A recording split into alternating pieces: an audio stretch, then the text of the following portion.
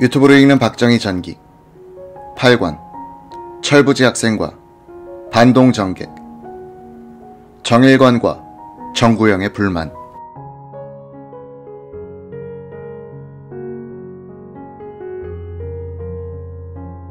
(1965년 5월) 말 미국 방문을 마칠 무렵 박정희는 김성은 국방장관을 불러 귀옛말을 했다.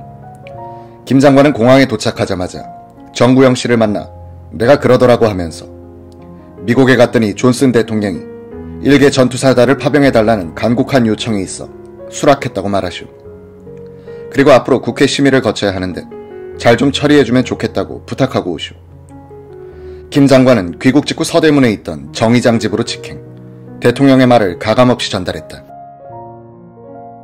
그런데 정의장은 시큰둥하게 듣고 있더니 월남 가면 앞으로 전사자도 많이 나올 텐데 그럴 경우 유가족들이 전사자 시체가 들어있는 관을 둘러매고 태평로 국회의사당 앞으로 몰려나와 데모라도 벌이면 큰일 아닌가 라며 걱정을 했다. 의장님, 현재 우리나라는 파병하지 않을 수 없는 입장입니다.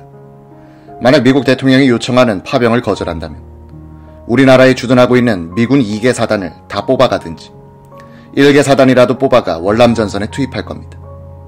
파병을 하지 않는다면 한미동맹 관계도 금이 가기 쉽고 한국의 방위력도 그만큼 악화될 게 뻔합니다. 미군이 빠져나가면 북괴가 무슨 짓을 할지도 모릅니다.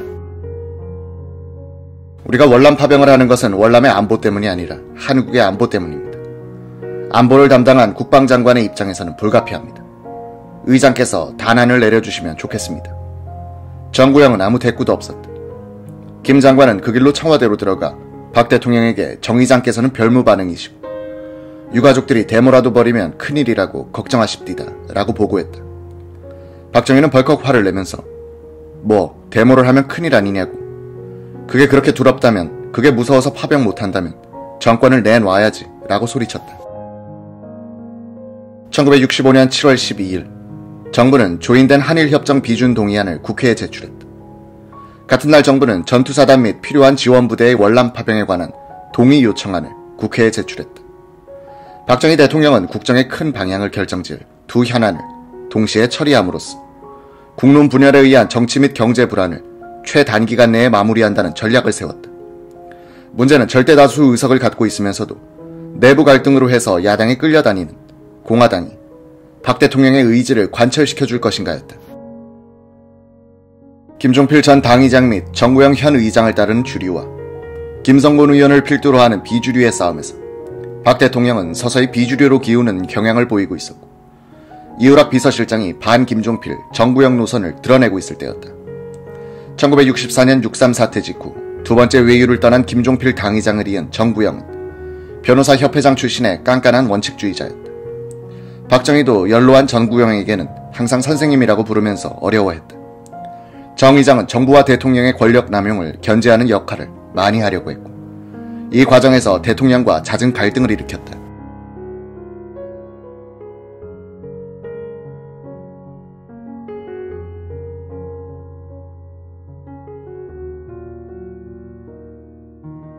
정구영은 공화당 정치자금이 대통령 비서실장에 의하여 조성되고 배급되는데 대해 불만이 많았다. 그는 이우락 비서실장으로 하여금 정치자금에서 손을 떼게 하고 실장직에서도 물러나게 하려고 박 대통령과 담판을 벌였으나 실패했다. 정구영은 생전에 이런 증언을 남겼다. 한일 회담이 마무리 단계로 가니 청구권 자금이다, 차관이다, 교포재산 반입이다 해서 외국 자본이 도입되고 수출, 증산, 건설이란 이름으로 융자가 나가게 되니까 특혜라는 게 문제가 되고 그 그늘에서 정치자금이 복잡하고 미묘한 분쟁거리가 되는 거야. 그래서 경제기획원 장관을 지낸 김유택 당무위원한테 특혜 문제에 대해서 조사를 시켰어. 내가 조사를 지시했다는 말이 청와대에 들어간 모양이야. 그땐 거의 매일 대통령을 만날 때인데 하루는 박 대통령이 특혜 얘기를 불쑥 꺼내. 정구영은 두 사람 사이의 대화가 이렇게 이어졌다고 기억했다. 박정희, 당에서 너무 특혜 문제에 관여하지 말아주십시오. 정구영, 당의 정책위원회는 그러면 못하는 겁니까? 박정희, 어느 기업에 융자를 얼마나 주고 어느 기업에 대해서 지불 보증은 어떻게 하고 그런 것을 당이 검토하고 결정하려 들면 곤란하지 않습니까? 정구영, 그 말씀은 옳습니다. 당은 구체적인 행정 문제에는 관여하지 않습니다.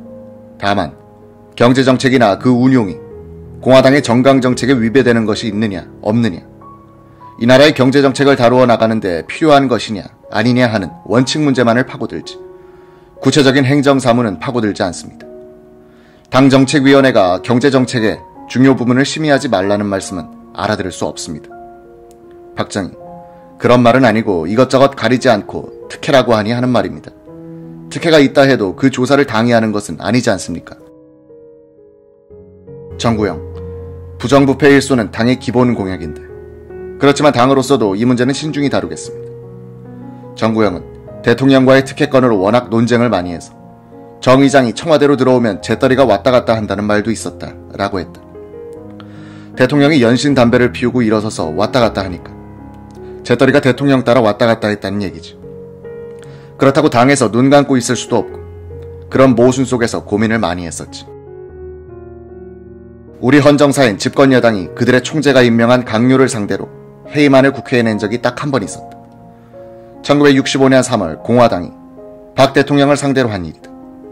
야당은 국회에서 판본, 화신그룹 등에 대한 은행권의 용자가 이우락 실장의 지시에 따른 것인지 박 대통령의 지시에 따른 것인지 밝히라고 서봉균 재무차관을 불러 따졌다.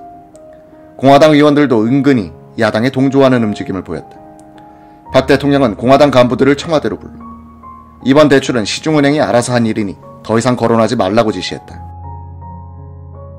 장기영 부총리 겸 경제기획원 장관도 거액 융자도 어차피 갚아야 하는 것이다. 1년쯤 지나면 참 유치한 얘기를 떠들었구나 하고 말하게 될 것이다 라고 했다. 공화당은 야당과 이 문제의 해결을 놓고 절충하는 과정에서 특혜 융자 관계자들을 문책하고 대출금을 조속히 회수한다는 약속을 해버렸다. 박 대통령이 공화당의 그런 건의를 묵살하려고 하자 신현식 의원 등 33명의 공화당 의원들이 서명하여 장기영 장관 해임 건의안을 국회에 냈다. 박 대통령은 신영식 의원을 불러 철회를 설득하려고 했는데 신 의원이 종적을 감춰버렸다. 박 대통령은 정구영을 불러 하소연하듯이 말했다. 정 선생님, 아니 여당 의원이 장관 해임안을 내고 이것이 통과되면 내 위신은 뭐가 됩니까? 너무 사태를 크게 보지 마십시오. 국회와 국회의원은 독자성을 갖는 것도 좋습니다. 공화당이 국민의 대변자라는 본분에 충실하려고 한다. 그리 생각하면 됩니다. 선진 민주국가에서는 흔히 있는 일입니다.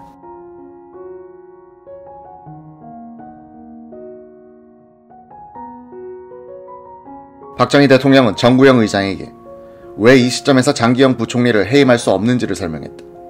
박 대통령은 군정 말기, 쌀이 부족할 때 한국일보 사장이던 정기영을 일본으로 보내 미쓰이 그룹을 통해서 쌀을 연불 조건으로 비밀리에 수입해온 일을 이야기하면서 한일 회담이 마무리되어 가는 이때 장 부총리같이 추진력 있는 사람이 꼭 필요하다고 역설했다.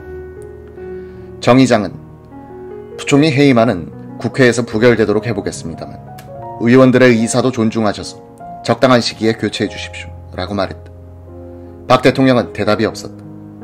1965년 3월 25일 표결에서 여당 의원들이 제출한 부총리 해임 건의안은 가 54, 부 16, 기권 65표로 부결됐다.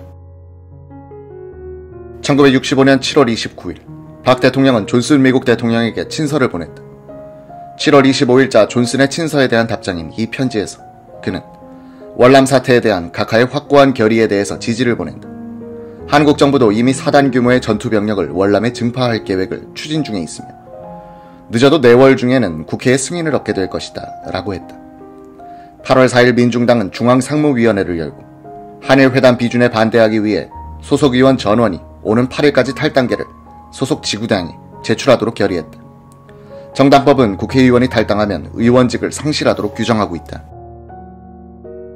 김재순 공화당 원내대변인은 헌정질서를 외면하려는 자학적인 비극이라고 논평했다. 국회 비준특위회 민간식 위원장은 야당의 극한적인 결의를 전해 듣고는 산회를 선포했다. 특위 소속 김대중 의원은 한일 국교 정상화의 불가피성을 이해하는 입장이었다. 그는 당론 통일이 안 되어 비준 저지의 길은 막연하고 의원직을 그만두고 말고가 문제가 아니라 정말 못 살겠다면서 책상에 엎드려 소리내어 울었다.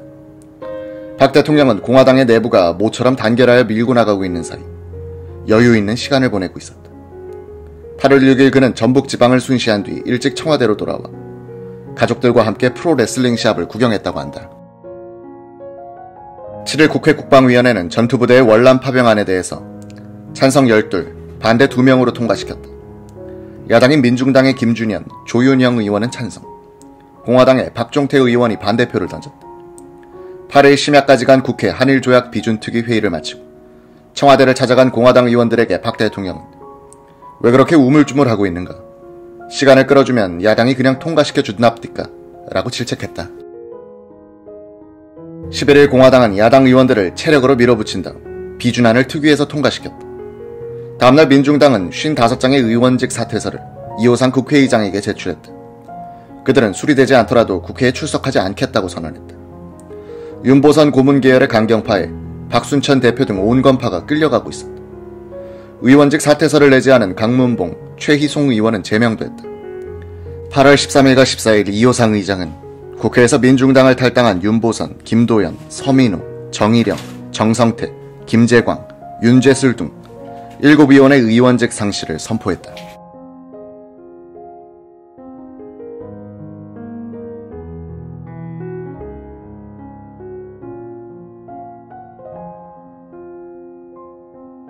야당의 극한 투쟁은 대학생들의 비준 반대 시위를 촉발시켰다. 12일부터 서울을 중심으로 한 전국 도시로 학생 시위가 확산되기 시작했다. 국회는 13일 공화당 의원만으로 1개 전투사단의 월남 파병안을 가 100일, 부 1, 기권 2표로 통과시켰다. 14일에는 한일 협정 비준안을 가 110, 기권 1표로 통과시켰다.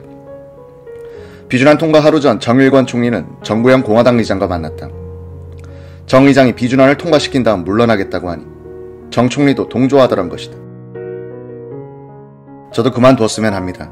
말이 국무총리지 내가 무슨 국무총리입니까? 이런 로봇 총리를 할 생각이 없습니다. 정 총리는 중요 정책 결정에 내각이 제대로 참여하지 못하고 내각의 바람벽 역할도 제대로 못하는 데 대하여 불만이 많았다. 특히 이유락 비서실장과 김영욱 정보부장을 비롯한 대통령 측근들의 밀실 정치에 분노하고 있었다. 16일 정일권 총리와 정구영 공화당 의장은 내각과 당 간부들의 일괄 사표를 대통령에게 제출했다. 박 대통령은 정 의장에게 얼굴을 붉히면서 아니 선생님은 중요한 일을 처리하시고 난 뒤에는 반드시 이런 문제를 꺼내니 어째 이러십니까?